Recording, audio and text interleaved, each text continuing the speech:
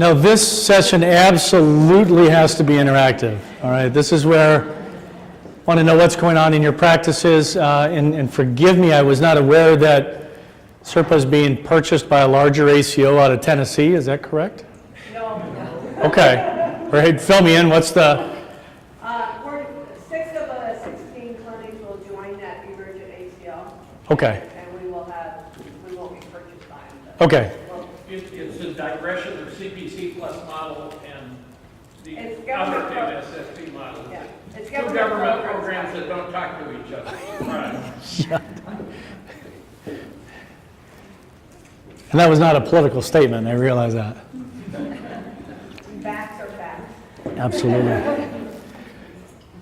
I really would hope that everyone here take advantage of the opportunity to share, operationally, strategically, what's going on with your clinics, in light of, going to share some things that are going on nationally, inside the Beltway, conversations had recently with different entities about bringing forward alternative payment models and how we can collectively frame the conversation, right?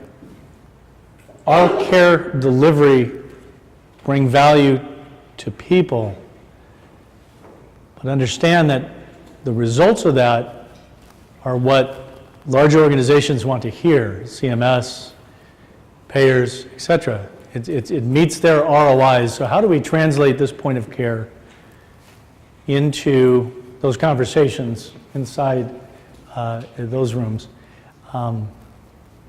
So please, this is a great opportunity, and we'll pick on my colleague Ken here as well, because he's equally versed in, if that's okay with you, Ken, in the history of what's been going on and where a lot of the payment models are presently, your big payers, and the opportunities that we're exploring to really change the world. So you're going to examine the unique challenges and opportunities for us as a smaller, malleable entity. What are those relationships we can make strategically with other ACOs and deliver on what we believe in? Describe also fundamentally what is the development, implementation, and expansion of a community-based palliative care program. How do we make this happen?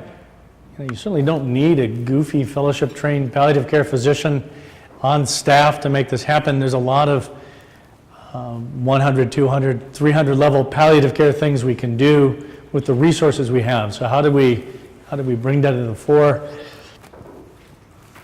and capture the analytics that prove what we know is going to happen if we do this correctly? Metrics are a huge thing, and I may defer to my colleague Ken. We need to set benchmarks. We need to follow progression of development of programs and see how we can strategically, successfully expand and move forward. And we need to have the data. The health payers, CMS, they need the numbers, right? It's not just empirical data that we can bring forward and make things happen. So we have the opportunity to change for the better. We have to be wise and smart about this as a collective. And as a provider, right, I struggle with just whole numbers. So data and analytics was never my strong suit, but wow, it is show me the numbers, right? If we can prove that, and we have a model that delivers that, there's how we can affect some change. So if there's not engagement, I'm going to be picking on somebody. So we're going to gain an understanding of the formation, utilization of a true palliative care model and hospice within an integrated delivery system. So I look at palliative medicine as an umbrella over all things non-acute, right? It has its place in the acute setting, and most palliative programs historically started in the acute setting. We have funding, they have a 0.5 FTE nurse practitioner come in and have these conversations, and that's where it stopped. And that is still, unfortunately, not the nurse practitioner, unfortunately, but sustainable and supported by a system, unfortunately, the scope of most palliative programs that come into existence. Where that falls short is somebody gets discharged and we are affectionately just throwing them over the wall. We don't know what happens to them. We have no way to follow them and deliver on those things that are important to them given whatever disease they're dealing with. And what happens? They come right back to the acute care setting. So systems today, right, large systems, UNMC, I had a conversation with them about a year ago. I sat in their C-suite and had the same conversation. They're like, well, essentially, we're going to try to own it ourselves. Has anything changed? No. So it can't just be acute care setting. Palliative care is an umbrella for this population over all sites of service, across a continuum. Under palliative care, I affectionately think needs to fall home care, hospice, pharmacy, DME, these other ancillary services that are going to bring care to the individuals. Why? Not because of self-aggrandizement and I want the control and the power, no, but with the true palliative perspective, roundtable discussions, true informed consent, mapping out a life plan, right? That should guide every deliverable for that patient wherever they're at. We're trying to overcome silos. So think of a palliative model that extends over all of these for our most seriously ill population, okay? One of the greatest things to overcome is, oh, I do that. Home health care, don't tread on me, right? And it's about standing side by side. It's not going toe to toe and being antagonistic. You do that, great, absolutely. Help me understand and learn how we can collaborate and expand upon your services so that we can be patient-centric and focused. It spins, right? It is the bigger cog which helps advanced care coordination. Is it, forgive my ignorance, we call it the I-post in Iowa, physician life-sustaining treatment orders. Does Nebraska have one? Yes. Post? Okay. How do we utilize that? How do we coordinate that across different settings? Ken gets sick here in Kearney. His information is in Omaha. How do we coordinate all of that? You know, how do we have an integrated advanced care network across providers to deliver on what's important to individuals? How do we recognize when the transition to hospice may be appropriate? Not demand it, right? But recognize when someone may be benefiting from it, given what is important to them and their goals. I've started to take the stance where, like, I'm here to care for you. Call it palliative, you call it hospice, call it chocolate cake. It doesn't matter to me, right? What fills you up? What nourishes you, nurtures you, makes you feel good? That's what this care is. It's delivering on that. Palliative and hospice are payment sources. We get too hung up on those semantics sometimes. So we're going to care for you. Let me worry about back here how we are funded as organizations and institutions. But let's get people to a hospice at an appropriate time. If we understand the physiologic arc of life, and we talked about this a little bit, and we embrace risk. I want to be very clear, talking about mitigating risk the last session, systems and ACOs want to mitigate risk, right? Caring for somebody with this paradigm, if I wasn't clear enough, is embracing risk, right? Rembrandtian avoids it. Pollockian embraces it. The ambiguity, day after day. Only when you fully embrace risk of caring for that individual, you get the outcomes we talked about. We can use embracing risk to make guide the conversation, guide the narrative. By doing that, we are allowing other entities to avoid risk, which is what they want to do. Unity Point, the two top people were the CFO and legal. Physicians didn't have a voice.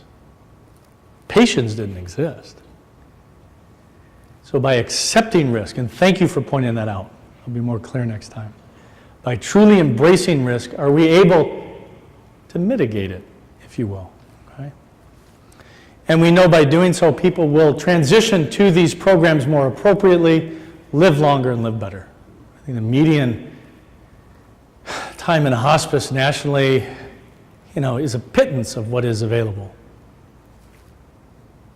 We know that people live better and longer at that very last chapter of life with those supportive services. So palliative is the largest cog for this population, and it should drive, or a palliative perspective should drive every conversation we have. One-on-one with patients, understanding how that's delivered to payer sources and larger systems to deliver on what they deem important. So what I have here is a series, and this will all be emailed to you. I was asked to say, okay, great, but how do we actually start doing this in our practices? This is what I developed through Unity Point, a whole series of flow charts just to think about, operationally think about what we do and what things may be important in the process of caring for these people with a palliative perspective, okay? You're all very intelligent and can read. I'm not going to go through these step by step, and this is just a template. These are the Lego set from which you can create whatever fits in your model. And the palliative model, I want to be very, very clear, for any organization, large or small, is not a blueprint, right? I can build a cardiology center anywhere in the world because here's a blueprint. It's the same in Rhode Island as it is at Stanford University, as it is in Australia. Palliative care is truly defined by the patient. And again, being open to the fluid dynamic ebb and flow of the environment, where our payer sources is, what our patient population is, it can ebb and flow as well. It is anything but static, all right? This is just an outline. Don't get hung up in this, all right? But look through it.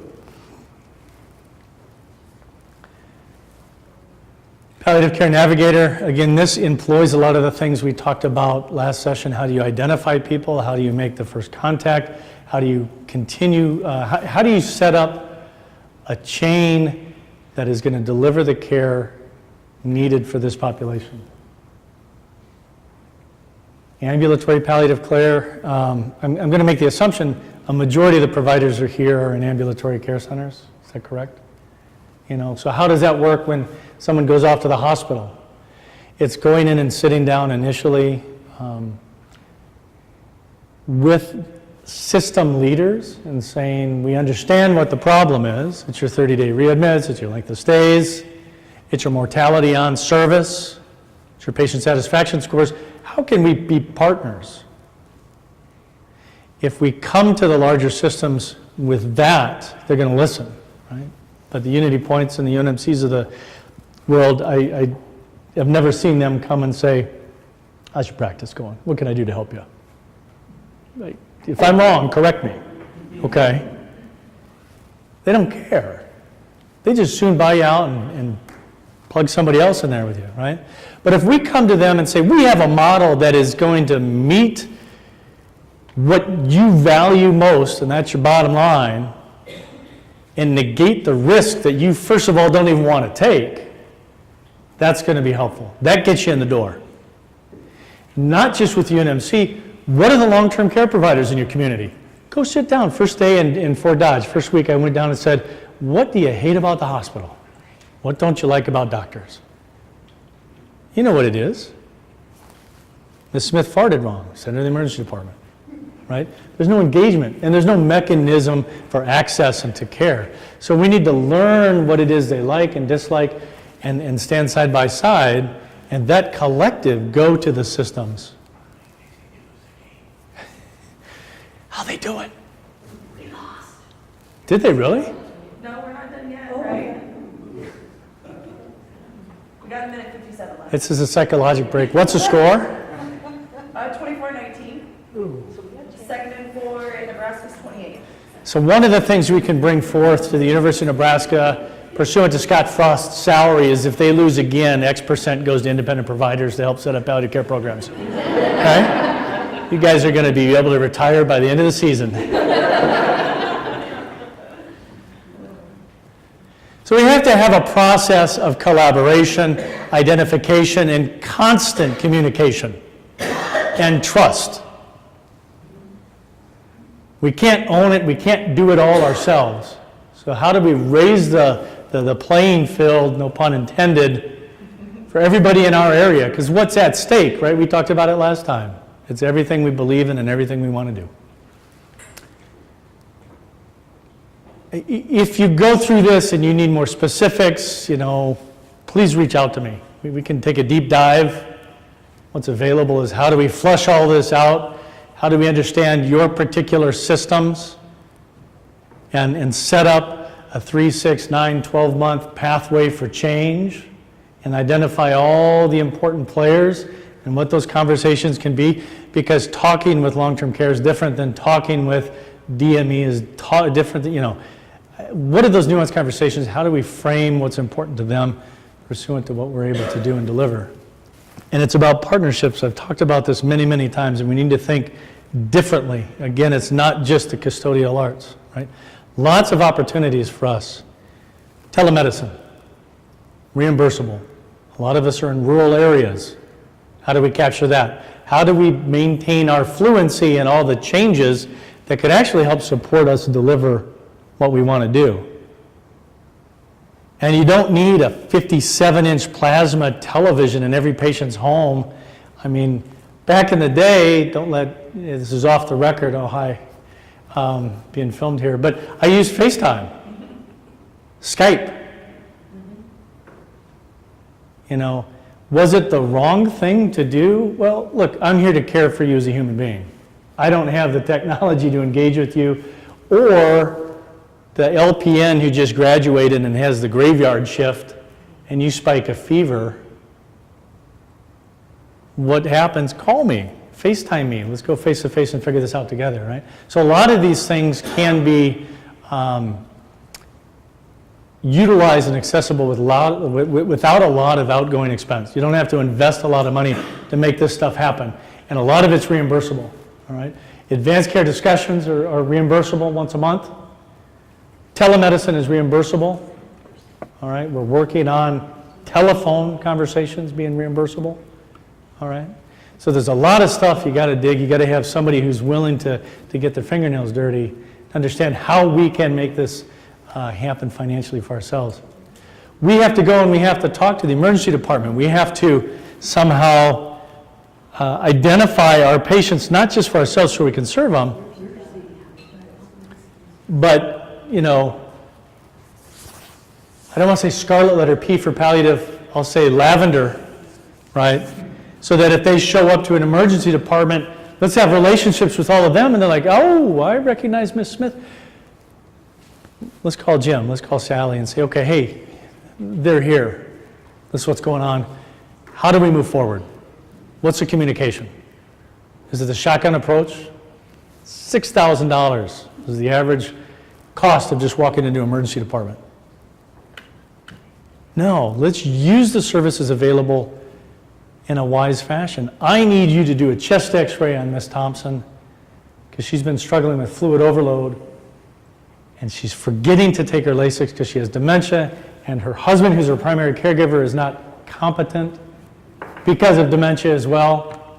All right, looks like she's fluid overload. BNP is 2,800. Can we give her a little bit of IV Lasix right here, watch her diurese, and get her back home, and I'll follow up with her tomorrow in the clinic. I'll contact her daughter, who lives in York and is going to come here, and we're going to make this happen, right? So it's about engaging with all these individuals so we can have coordinated care.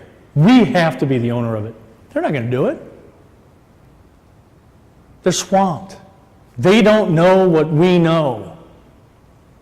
These conversations and this clinical acumen of recognizing, right, this sweet spot, if you will, the inflection period of these seriously ill, the point at which the body's ability to recover and heal diminishes and then is non-existent. Everything we do to these people is a greater deflection negatively from baseline.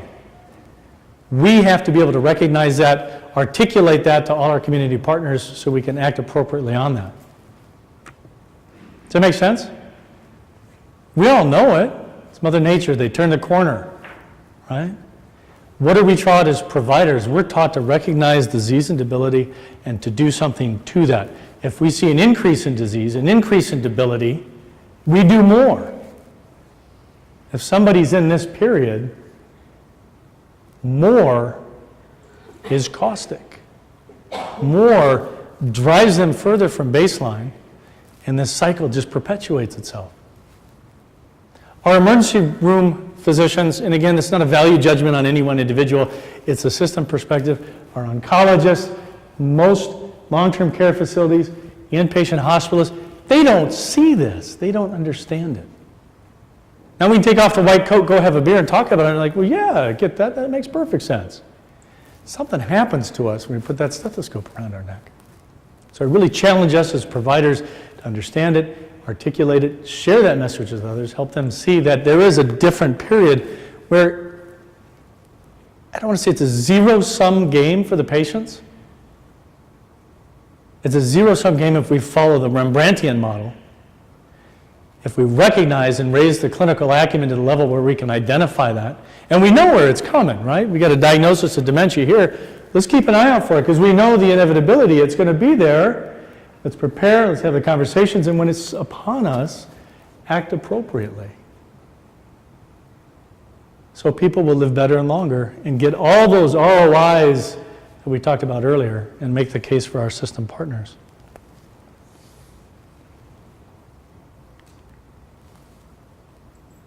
So how do we implement? First is understanding the philosophy of true palliative medicine.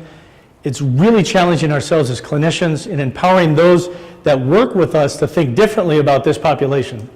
And the nuanced changes that occur on these journeys, have the conversations. If we struggle with them, if I struggle as a human being or a provider saying, you're dying, you have a disease that is, right? Okay, we need to at least recognize it. There are services, call me, okay? I would see people with head bleeds in the emergency department. I'm not a neurosurgeon. You don't want me to clip your fingernails, but I know enough to call neurology and say, help me understand what this is, to know what my options are. To have a fluent discussion with the patient and their family, right? You don't have to own it all. But by golly, we should be able to recognize it because it's right in front of us every day. And if we don't recognize it, then we're actually doing harm and we're stealing from people the opportunity to live their lives the way they want to, okay? So that's tenet one as providers. And empower all of our support services and staff and everybody that works with us and touches that patient, they have the same mentality. What if we're wrong? It's not a loss. We're still living our lives. Maybe we get more time, right? It's a win-win-win situation for everybody. If we raise our game, think differently beyond how we were trained, and apply that to clinical practice. How do we track this? You have to think about what is important. You have to understand the spend, right? Per capita expended, PM.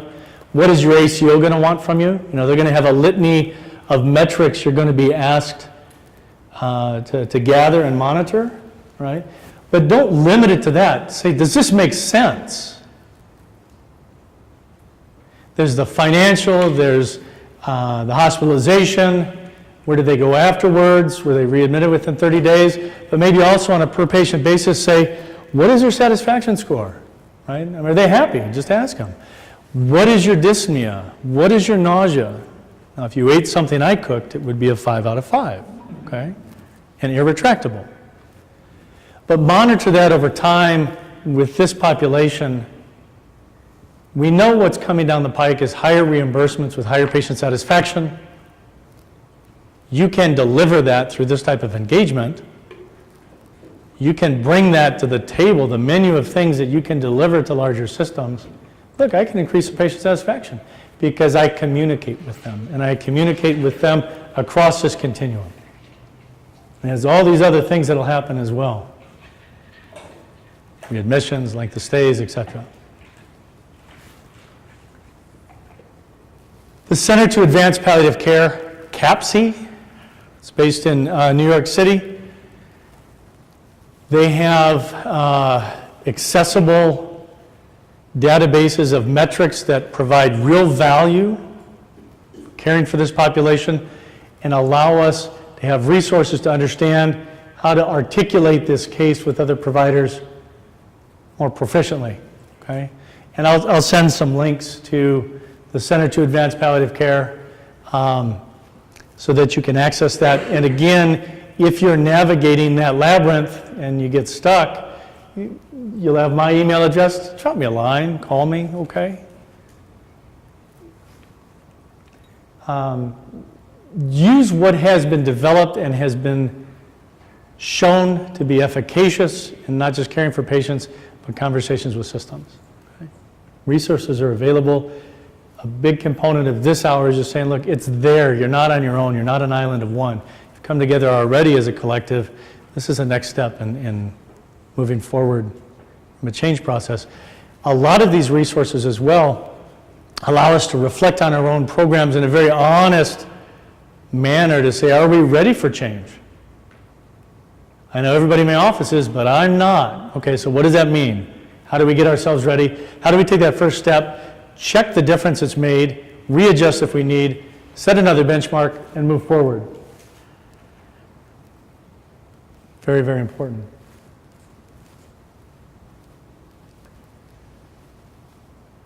We kind of touched on this. It's got to be an all-in. It's got to be across. Anywhere the patient can be seen. We have to have the ability to communicate what we're talking about today to the hospitalist, which means we're accessible. Let's get out, shake hands, kiss babies. It's about relationships. It's a long-term care. What are the processes we put in place? Miss Smith has a fever. Who are you going to call? Not Ghostbusters and not the emergency department. You're going to call me. You're going to call somebody who can pick up the phone and has the latest, greatest conversation, goals of care that we've had with that individual, and we can act on it. And yes, this is a lot of work because you are here. There's a hospital, there's long-term care, there's all these things, right? But they're not going to do it, and they don't care if you survive or not.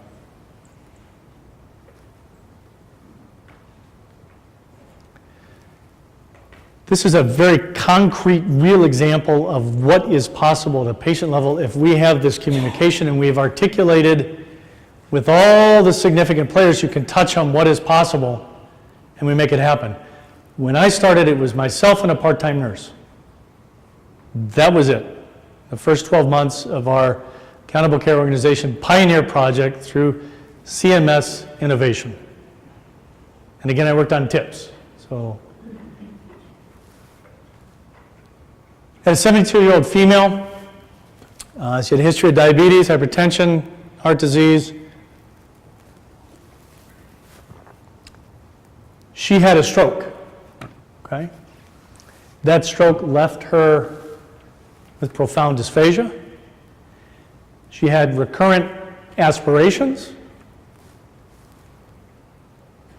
COPD, atrial fibrillation, and respiratory failure. You know what was the thing that meant the most to her in her life? Watching the Food Network, okay, and eating barbecue, right?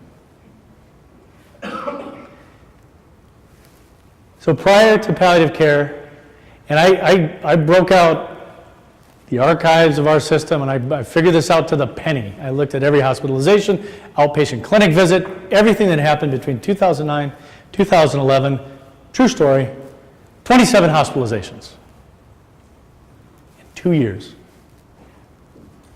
3 years, excuse me. 2 ED visits that resulted in non-hospitalizations, okay?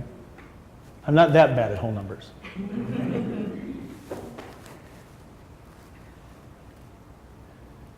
Let me, before I go on, that right there came into just over $1 million.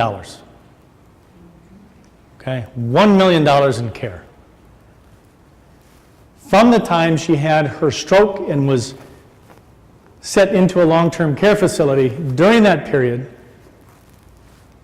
A hospitalist said, you want to eat? You're going to aspirate. No, you absolutely have to have a feeding tube placed. You don't get a choice. Peg tube. Stop right there. Clinically, we know peg tubes do not decrease the risk of aspiration, period. And in some cases, they increase the risk of aspiration. Whether you eat barbecue or you're poor longevity, I'm going to aspirate on my own saliva. If I'm going out, folks, it's barbecue. It's not pureed food longevity, right? Mandated that she have a feeding tube. Well, what did we say? She really, really likes to watch the Food Network, and that was historic. That wasn't just since her stroke, and she loved barbecue. She continued to eat. Long-term care facility was on the pinch because she just kept getting hospitalized, so they're getting penalized financially. Hospitals throwing up their arms. We don't know how to care for this person. If you're going to eat, you have to be on hospice. Does this gal know any different? Right? No.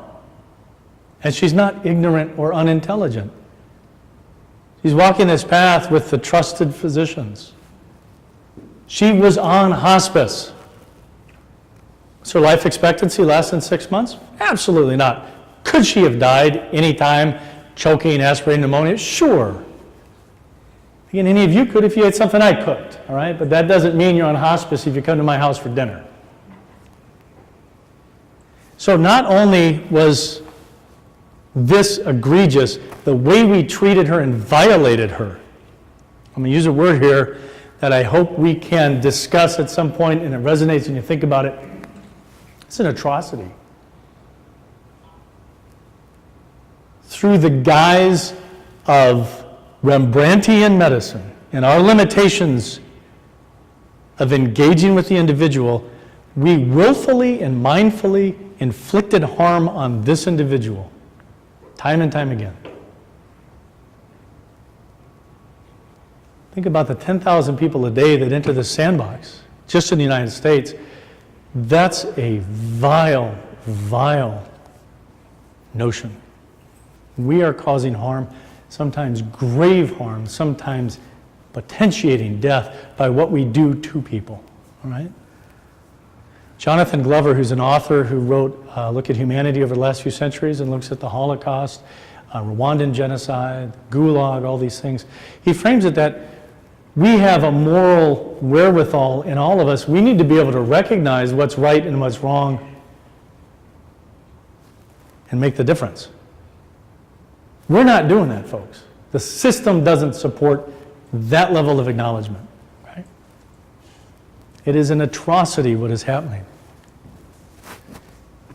We had an inpatient palliative care program prior to the actual going live with the Pioneer Project. I was up there a couple days a week, just trying to get the lay of the land, create these relationships, things like that. She was hospitalized 7 times. I had recognized, because they had said, you know, God, just whatever you could do with this person, she's yours. So what I do, I sat down and I said, hey, you know, Brenda, what's going on?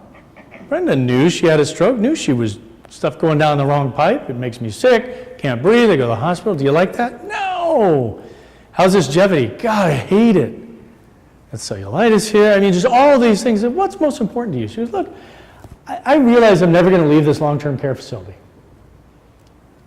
I realize that I'm going to die at some point. It's an inevitability. I may die from an aspiration, but I want to eat. Is that her legal right? Yes. Is it her legal right not to have battery inflicted on her? Feeding tube mandated? Forced into hospice? Absolutely, it's her right. So we gathered all the kids. I gathered the director of nursing, the CEO of the long-term care facility. I said, look, I realize what's been happening over the last 24, 36 months. She's competent. She knows what's up. Here's what she wants. Here's a plan. Sign in this. You call me. Sign off on it. Let's empower everybody to care for her. So then when we had an across the continuum program that was home-based long-term care, emergency department, ambulatory, inpatient,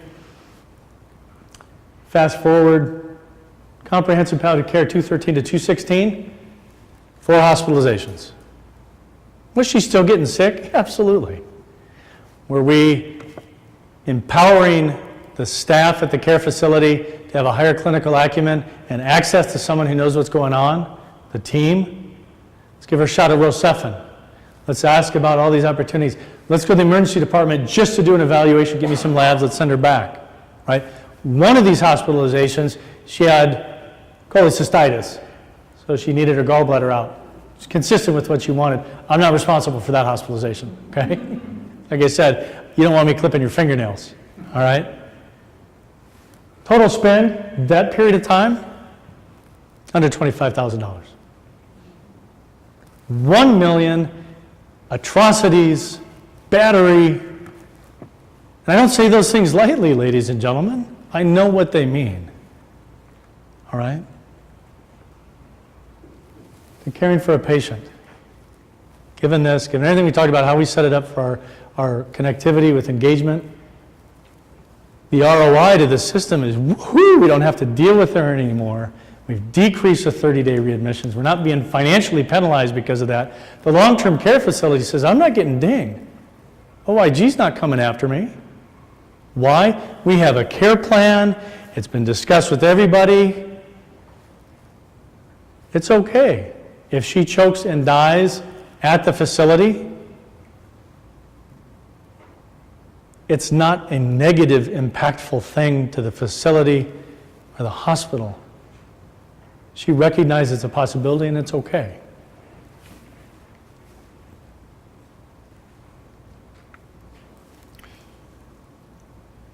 So what is the future of ACO models, reimbursement, regulatory, and accreditation perspectives? It's a huge topic of conversation. So understanding everything we've talked about today, being able to articulate it in our practice to deliver good care, and bring it to the fore and translate it to meet the return on investment for our systems. This is what it gets you. I had a meeting, I've had several meetings, but I had a meeting most recently last Wednesday with the director of Missouri's Medicaid. Now, Missouri's a state that's trying to manage their Medicaid dollars themselves. I come from Iowa, where we had the same thing that's going on in Nebraska. We had 3 players that, and that's nationally, right? We're seeing catastrophic financial implications. And where we feel it the most is not just financially, but we're not able to appropriately deliver care because of these impediments.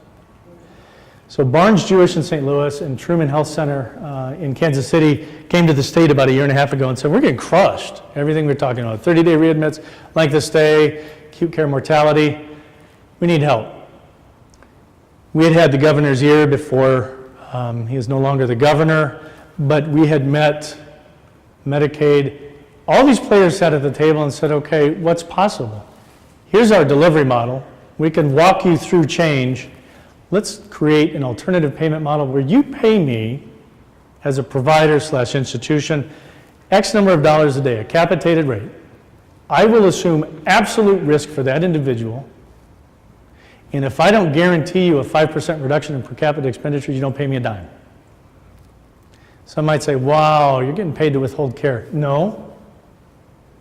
I'm getting paid to provide proper care and assume absolute risk for caring for that individual financially and everything else. I'm going to own the pharmacy. I'm going to own the DME. I'm going to own everything, and I will guarantee a 5% reduction in per capita expenditures, PM, whatever you want to guise it as. Really? That captured their attention. Because what are we doing? We're accepting all the risk, deflecting the risk from those payer sources. Because again, they don't want it. We own it already. Let's articulate a conversation so we get reimbursed for it. So we can have a reimbursement model that actually allows us to do more given this philosophy. So we're still negotiating, devil's in the details, obviously, but this could be the first true alternative payment model that's in existence. And it's not that hard, right? We're already doing the care. It's discussion is about taking the care and the tools to articulate a conversation to get the right audience. You know, it took us 8 months to have the right players at the table who could understand what downside risk is, first dollar risk, upside risk, MSSP. You know, we have to verse ourselves in all those things so we can speak fluently to what's happening as far as mergers, acquisitions with other groups. Because most people in this space don't understand this. Very, very few understand what it means to accept, embrace risk, and thereby truly mitigate it. I'm going to ask Ken, if you feel comfortable, to jump in on that for a minute or two and offer your perspective, because Ken's much more intelligent than I am. You know, I hate when you said it that way. That's really entirely unfair. But when we talk about risk and when we think about the economics of how care is delivered, the challenge in changing the paradigm in how care gets delivered, if we want to do this, right, if we want to provide true palliative care, the question is, how do you change that if the payment model that you're under stays exactly the same as it is today? Right? If you continue to get paid not based on the value of what you do, but get paid entirely based on the services that you perform, it's very hard to change that paradigm.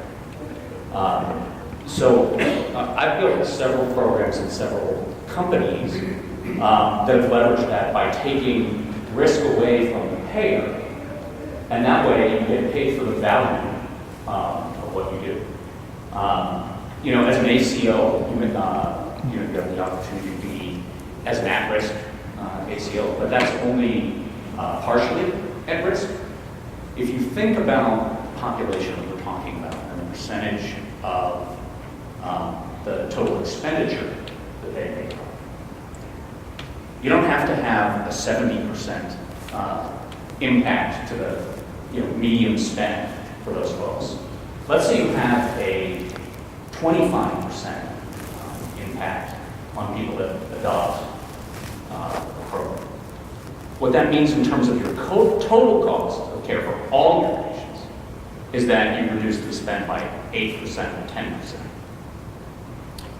10%. So if you own that risk and are getting paid at a rate that's in between your historical spend on those patients and this new 90% benchmark, you have now done two things. You've enabled yourselves to get paid for providing the right care, and you've made, let's call it 7% more for doing it. So that's the risk paradigm. I would say one more thing that might slightly complicate the conversation. Because taking risk is truly risk, and it's a scary thing. There are things that are not under your control. I think the thing that's important here is that we have to keep in mind is the amount, the amount of spend that's associated with this small part of the population. You only have to make it so much better to know that you're in the black on the situation. So I'm not saying that's easy to do. There are opportunities to learn about it before CMS mandates it. And I think we're moving in that direction. We talk about some of the programs where we've seen that happen under the guise of CMS. But what this is really about doing is empowering physicians to make those decisions and to get paid for making the right decision. Thanks, Ken. Told you he was smarter than I am.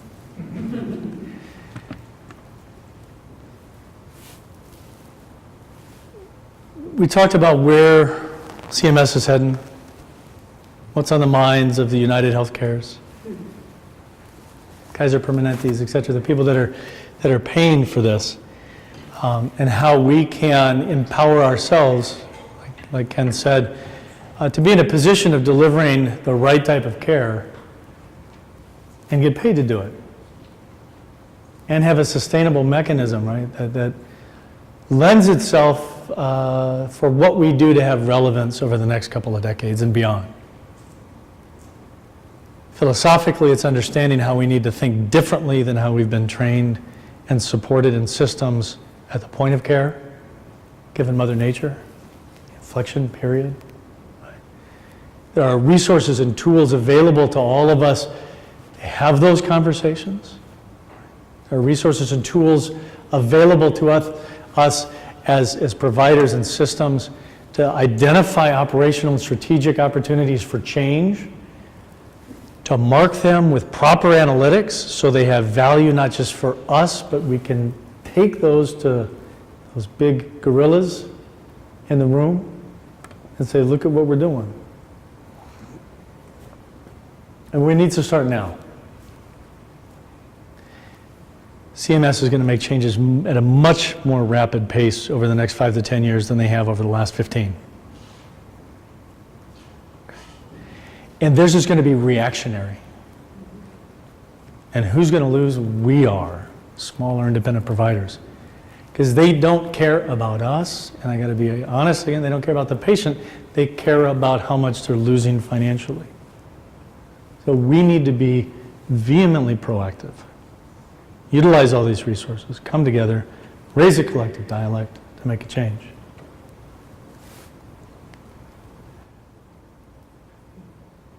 Open this up for questions, comments, philosophical observations. Sir. We're in a position, the example you give should never happen in our organization because, at least in half of our clinics, we have a clinic, we are the emergency room physician, we are the hospitalist, we are the nursing home director, we see the patients in the emergency room. And we won't allow the nursing homes to call the rescue squad until they call us. So I think there's a lot of safeguards in here, but they have to be implemented more fully, and I think we all need to be more aware of where we can make an impact and not, say, assault the patient with all these treatment options. And you say that if the patient comes in the emergency room to get the Lasix, that patient should have never got to the point where they needed to come to the emergency room. They should have been in the clinic and had this really. So there are opportunities here that we are somewhat uniquely, have the unique ability to intervene with, because it is in our hands. Absolutely. Not That's a great point. And point of care is local. You know, it's about being that community physician. And that makes a big difference. And so from that aspect, you certainly are miles ahead of a lot of larger systems which preclude that type of engagement, right? This is your swim lane, don't leave it, right? And don't look and talk to this person over here. And we essentially end up swimming with sharks. As far as the palliative care system, in our little hospital, are you encouraging us to develop one in our small hospitals? No, or just no. The concept? Concept, absolutely. And these are tenets that all of us can employ. And all of this can empower other people to kind of get it and use it. Yeah. Yes? Are you going to go to colleges that to residential programs and talk to doctors who are going into primary care about this type of palliative care that's coming down the pike if they stay in primary care? So the question was, am I going to go to those institutions which train healthcare professionals to enlighten them on true palliative care and what may be in the future that they may have the opportunity to engage with? I would love to. Any opportunity I get, yes. I was quibbing, I stand at the farmer's market with a palliative care sign right next to the guy who has John 3:16, right? To talk about what this really is. The opportunity is to try to, at many levels, change the paradigm of how we think about delivering care. Talk about this physiologic arc, and let's make some understanding. And that's got to start at the educational level, not just with us goofy physicians, but nurse practitioners, allied health professionals, across a continuum. All right? That opportunity has to be so. Is this model of palliative care going to become ubiquitous? I hope so, right? Palliative care is in its pre-adolescence. True palliative care has just been conceived. Okay. This is foreign thinking and conversation to a lot of people. It's not just healthcare. Ken and I were at the Creighton University Law School yesterday talking to law students. Same subject. There's going to be a lot of, issues. It's not just healthcare. It's legal. It's business.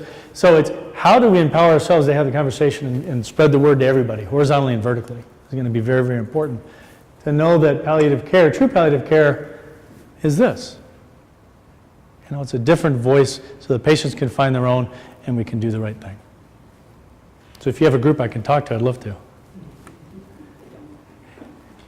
Thank you very much. You've been attentive so well after lunch on a Saturday afternoon.